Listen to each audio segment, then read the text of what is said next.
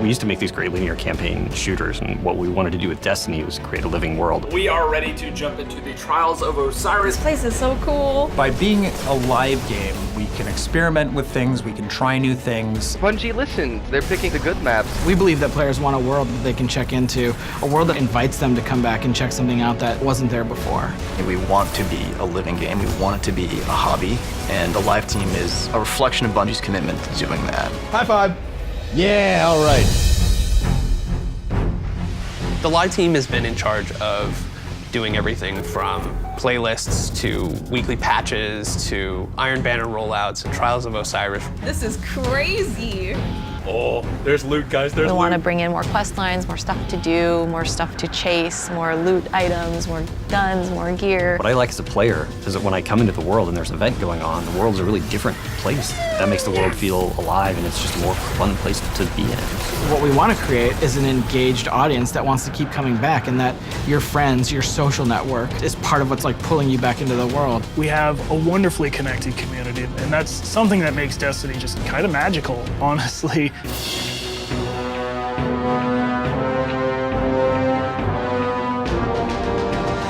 at this. This is so cool.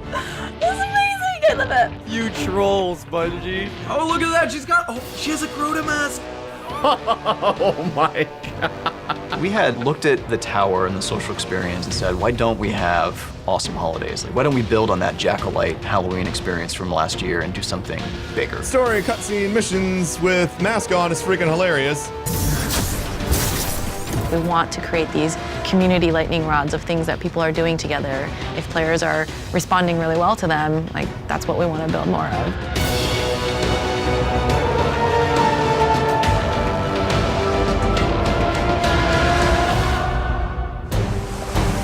World events for the live game is a way for us to introduce new concepts to the players.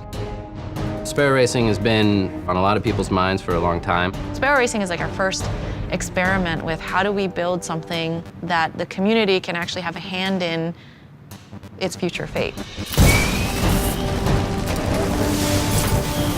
Being able to spin up Sparrow Racing, I think, is a really great example of an idea that pops up and foments from the community. We're able to take it and deliver it.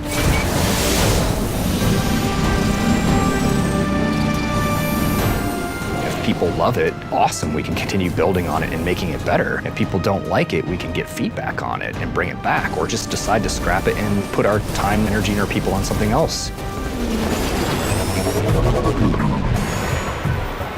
Sparrow Racing is a 3-week event that is hosted by Amanda Holliday, and it's available to all players of the Taken King. Speed kills, but it's a fun way to go. You're hauling ass through the desert and you want things to be aerodynamic. So we have dyeable suits, we have branded suits with Sparrow Racing logos, we have suits with little bits sticking off of it, and then color-coded suits that match paint jobs on the Sparrows. We take a similar approach with the Sparrow. We have the one base model, which is the core industrial design of it, and then we have variations of that. You could wear exotics, you could wear your raid gear, you could have masks from Festival of the Lost, you can do whatever you want. Sparrow Racing is a 6-player free-for-all death race through enemy territory. Gotta be fast and fearless if you want to win these races. We have 2 race courses, one on Venus and one on Mars.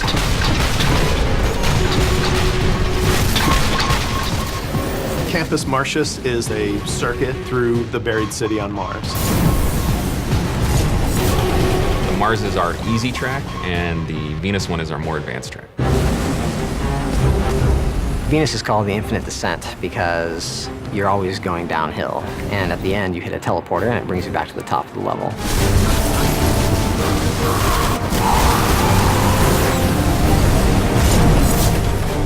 In Venus, there's a ton of shortcuts. You can shortcut through a waterfall, jump over an entire turn, and then land right on a boost gate and take off.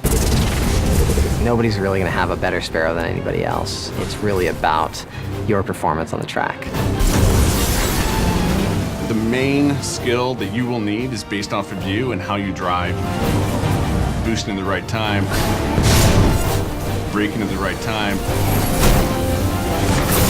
Map knowledge is important, knowing the race course is important. more gates you miss, the slower you'll go. The more gates you hit, the faster you'll go. Main things you can do to upset your opponent is you push them out of the gate, you push them into fans, cause them to explode.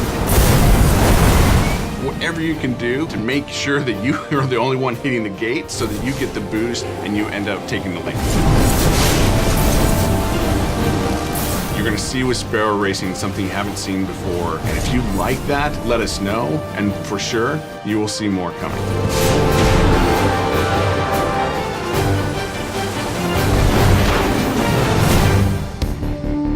I remember the old days when it was just a sparrow and a flat stretch of land. A lot different now.